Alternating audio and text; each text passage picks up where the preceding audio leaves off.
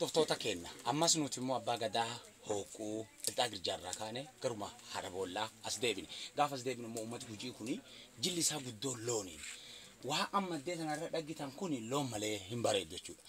Keessattuu Gujiin looniif kabajinni qabu akka addaati yeroo jedhu wanni ilmaan talaa isaanii tariitii immoo nuti mana harabollaatti argamna mee baalli qophiirratanii akka dansaa deemaa jirtanii kamalee wabab bareedanii nuti immoo sirrii beennaa akka walii galaatiin nama biraati yoo hinni malee wanni nuti hin beenne hin jiru mee meeshaa aadaa kana hundasaa maa itti naqani maani akkana bareedu.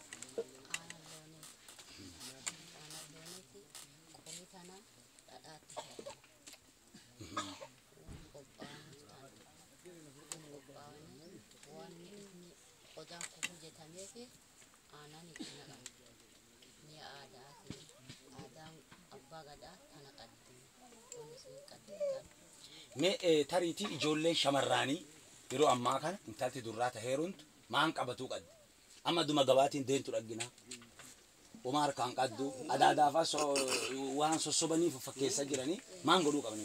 Isin wanni isin qaddu kadhee tana qaddu ciicoo qaddi siiqoo qaddi balakkaa qaddi tana heeruma.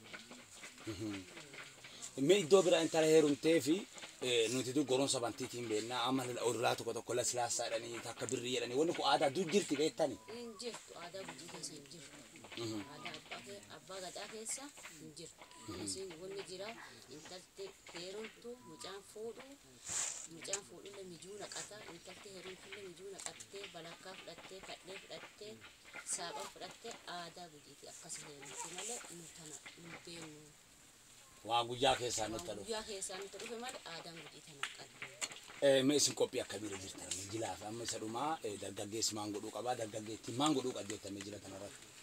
Dargaggeessi wayaa aadaa qopheeffate intalti durraa ficee qopheeffattee wayaa aadaa qopheeffattee mi'a aadaa qopheeffattee qophaa'uu qabdi.